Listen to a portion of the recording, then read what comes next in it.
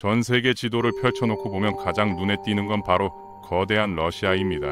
무려 11개의 시간대를 가로지르며 지구 표면의 11.5%를 차지하고 있죠. 상상해보세요. 지구상에서 두 번째로 큰 캐나다가 러시아 안에 1.7개나 들어갈 수 있다는 사실을 말입니다. 그런데 놀라운 건 불과 몇백 년 전만 해도 이 땅에는 통일된 러시아라는 나라 자체가 존재하지 않았다는 점이에요. 작은 공국들이 서로 싸우며 분열되어 있었던 이 지역이 어떻게 세계 최대의 영토를 가진 국가가 되었을까요? 지금부터 그 흥미진진한 이야기를 들려드리겠습니다.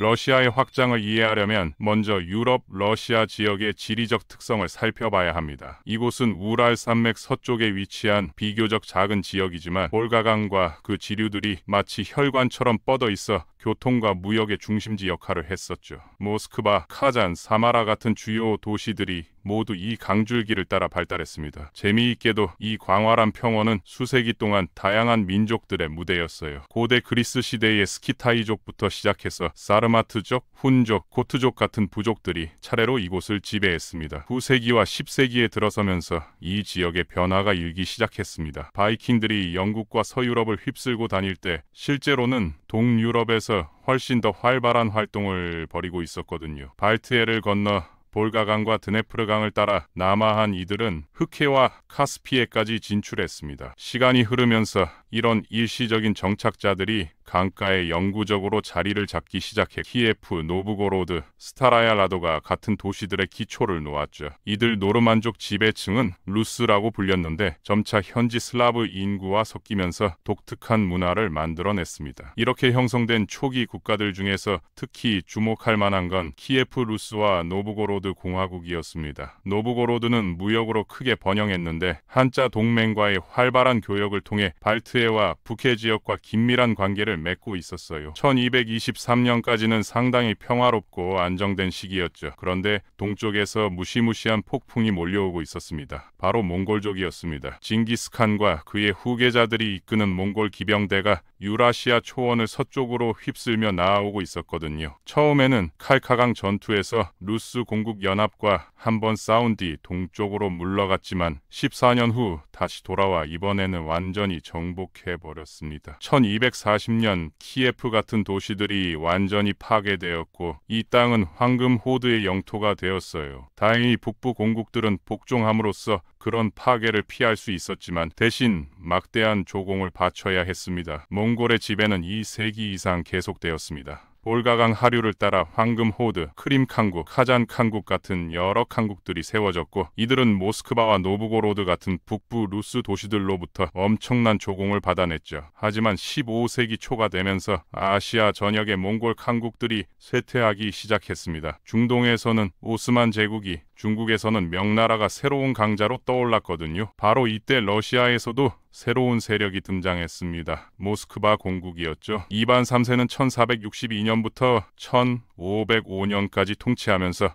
1년의 원정을 통해 카잔 칸국을 상대로 볼가강 상류 지역의 통제권을 되찾았습니다. 더 놀라운 건 그가 노브고로드 공화국과 트베르 공국까지 정복하여 자신의 영토에 합병했다는 점이에요. 이렇게 해서 16세기 초에는 북쪽 라도가 호수에서 남쪽 볼가강까지 뻗어있는 중앙 집권적인 러시아 국가가 탄생했습니다. 그런데 진짜 극적인 변화는 이반 3세의 손자인 이반 4세, 즉 끔찍한 이반으로 불리는 이반 뇌제 시대에 일어났습니다. 1547년 러시아의 첫 번째 차르가 된 그는 남쪽으로 영토를 확장해 카스피해까지 러시아의 지배권을 넓혔어요. 하지만 더욱 중요한 건 우랄산맥 너머 동쪽으로의 확장이 시작되었다는 점입니다. 이 동방 확장은 코사크라고 불리는 반유목민들이 주도했습니다. 말을 타고 싸우는 기술이 뛰어났던 이들을 러시아 당국이 고용해서 동쪽 탐험을 맡겼거든요. 예르마크 티모페예비치 같은 인물의 지휘 아래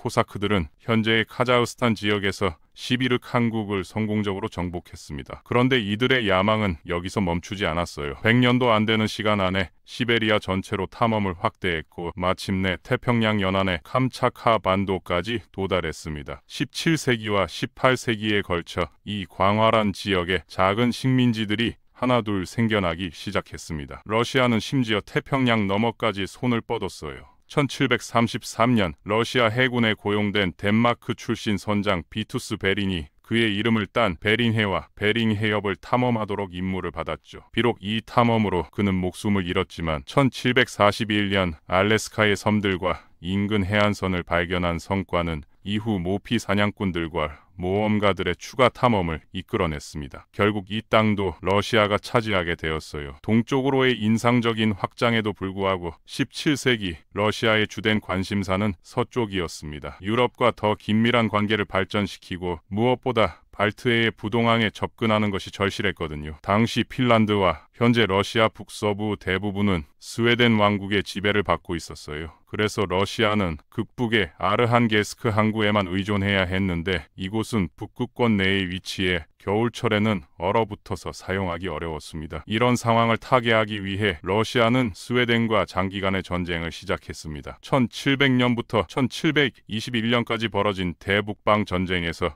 후에 표트르제로 불리게 될 차르 표트르 1세가 스웨덴을 물리치고 핀란드만과 현재의 에스토니아, 라트비아에 대한 주권을 확보했어요. 승리를 축하하며 표트르 대제는 발트해 연안에 거대한 새 수도를 건설하기 시작했는데 자신의 이름을 따서 겸손하게도 상트페테르부르크라고 명명했죠. 표트르 대제의 통치는 다른 면에서도 획기적이었습니다. 1697년과 1608년 사이 통치 초기에 서유럽을 대규모로 여행한 그는 그곳의 과학 기술 발전을 직접 목격하고 돌아왔거든요. 서방에서 본 것을 본떠 러시아를 현대화하고 유럽 대륙의 강대국 중 하나로 변모시키기 시작했습니다. 1725년 그의 통치가 끝날 무렵 러시아는 수년간 후진적이고 가난했던 나라에서 국제적인 강국으로 부상해 있었어요. 표트르 대제의 확장주의적 노력은 18세기 후반 1762년부터 1796년까지 통치한 예카테리나 2세 예카테리나 대제에 의해 더욱 발전되었습니다. 예카테리나 대제는 러시아의 세력을 흑해 주변 남쪽으로 확장하기를 원했어요. 1768년 오스만 제국에 대한 전쟁을 선포했고 1774년까지 러시아는 아조프와 케르치 같은 도시들을 장악했습니다. 이 확고한 발판을 바탕으로 러시아는 그 후 수십 년 동안 터키를 희생시키면서 점진적으로 남쪽 국경을 확장해 나갔고 군대를 카프카스 발칸반도 북동부로 진군시켰어요. 예카테리나 대제 시대에는 폴란드 분할로 인해 가능해진 또 다른 영토 획득도 있었습니다. 폴란드 리투아니아 연방이 18세기 동안 강국으로서 극적으로 쇠퇴하자 1770년대에 러시아와 프로이센, 오스트리아가 이 나라를 효과적으로 분할할 수 있는 위치에 서게 되었거든요. 1772년, 1793년, 1795년 세 차례 분할을 통해 러시아는 우크라이나 대부분, 사실상 벨라루스와 리투아니아 전체 그리고 동부 폴란드의 일부를 포함하는 광대한 영토를 획득했습니다. 이로써 러시아는 유럽 대륙에서 가장 강력한 국가 중 하나로 자리매김했어요. 주로 엄청난 규모와 이를 방어하기 위해 동원할 수 있는 수많은 인구 덕분이었죠. 이런 군사력과 제국의 힘이 과시된 건 나폴레옹 전쟁 때였습니다. 유럽 강대국 중에서 러시아만이 1812년 프랑스의 침공을 받았음에도 불구하고 나폴레옹 보나파르트의 진격을 성공적으로 막아낼 수 있었거든요. 주로 광대한 영토와 혹독한 겨울 덕분에 1815년 전쟁이 끝날 무렵에는 침입한 프랑스 군대가 10분의 1로 줄어들어 있었어요. 전쟁 후 러시아는 현재의 폴란드와 핀란드 일부 지역에 대한 통제권을 획득함으로써 이익을 얻었습니다. 19세기 초에는 흑해 주변의 터키인과 페르시아인, 카프카스의 토착 부족들과의 별도 갈등들이 제기되었고 이로 인해 러시아는 이 지역에서 더 많은 이득을 얻었어요. 러시아는 19세기의 전성기를 맞이했습니다. 이 시기 유럽의 다른 강대국들, 특히 영국은 러시아의 지속적인 확장이 극동에서 자국의 식민지 이익을 위협할 것이라고 우려하기 시작했거든요. 러시아는 1860년 중국으로부터 영토 양보를 확보할 수 있었고 이로 인해 태평양 연안에 러시아 유일한 부동항인 블라디보스토크가 건설되었습니다. 한편 1867년 러시아는 북미의 제국 영토였던 알래스카를 당시로서는 비교적 적은 금액인 720달러에 미국에 매각하기로 결정했어요. 알래스카를 포기한 대신 러시아는 중앙아시아에서 이익을 추구하기로 결정했지만 이런 전략 전환은 불가피하게 영국인들 사이에서 우려를 불러일으켰습니다. 영국은 이를 인도와 파키스탄에 있는 자국 영토에 대한 위협으로 보았거든요. 이로 인해 발생한 엄청난 외교적, 군사적 경쟁은 당시 그레이트 게임으로 알려지게 되었는데 영국과 러시아가 아프가니스탄과 페르시아에 대한 통제와 영향력을 놓고 경쟁했어요. 러시아의 계획은 두 경우 모두 좌절되었지만 현재의 카자흐스탄, 우즈베키스탄, 타지키스탄, 투르크메니스탄, 키르기스스탄 주변의 코칸드 칸국과 부하라 토우국에 대한 통제권 확보에는 성공했습니다. 지중해에서는 오스만 제국의 극적인 쇠퇴로 러시아가 1877년과 1878년 사이 또 다른 러터키 전쟁에서 더 많은 영토를 차지할 기회를 이용했어요. 러시아의 진격이 발칸반도에 도달했을 때쯤에는 콘스탄티노플과의 근접성과 지중해로의 접근 가능성이 진정한 위협이 되었죠. 17세기와 19세기 사이 영토면에서 러시아가 획득한 모든 것에도 불구하고 러시아는 특히 서구의 동시대 국가들과 비교했을 때 경제가 열악한 후진국으로 남아 있었어요. 차르의 권위주의적 정치 체제 때문에 러시아는 또한 19세기 후반에 무정부주의와 공산주의 같은 점점 더 급진적인 운동들이 사람들 사이에서 점점 더 많은 지지를 얻으면서 긴장된 정치적 분위기를 조성했죠. 러시아가 1차 대전에 참전했을 때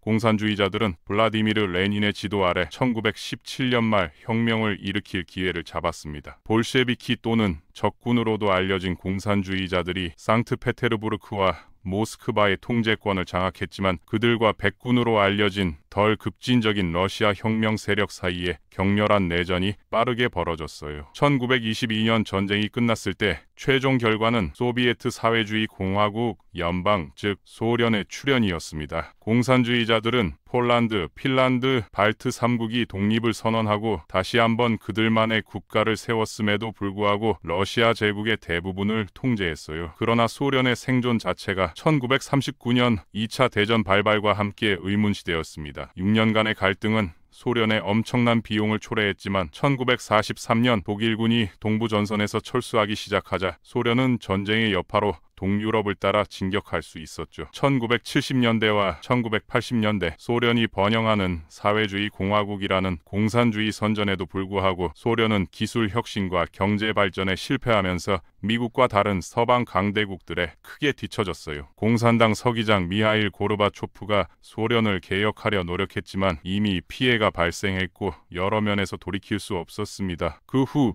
몇 년 동안 공산주의 전체 구조가 무너지기 시작했죠. 먼저 동구권 국가들이 소련 해체에 대한 우려와 불만을 표하며 하나둘 모스크바의 통제에서 벗어나기 시작했고 이러한 흐름은 1990년과 1991년의 연속된 사건 속에서 결국 거대한 제국의 붕괴로 이어졌습니다. 우크라이나, 벨라루스, 리투아니아, 라트비아, 에스토니아, 카자흐스탄, 우즈베키스탄, 투르크메니스탄, 타지키스탄, 키르기스스탄, 조지아, 아르메니아, 아제르바이잔 등 수많은 공화국들이 차례로 독립을 선언하며 70여 년간 존재했던 소련은 역사 속으로 사라졌죠. 그 혼란과 변화의 소용돌이 속에서 러시아는 새로운 국가 체제와 정체성을 찾기 위해 다시 일어서기 시작했습니다. 이렇게 러시아 연방이라는 현대 국가의 길이 열렸고 급격한 경제 변화, 정치적 개혁, 그리고 세계와의 새로운 관계 설정이 시작됩니다. 제국의 유산과 냉전의 기억을 뒤로 하고 완전히 새로운 시대를 맞이한 것입니다. 과거의 소련이 아니라 스스로의 이름으로 세계 무대에 서게 된 러시아. 이것이 바로 현대 러시아 연방이 탄생한 순간이었습니다.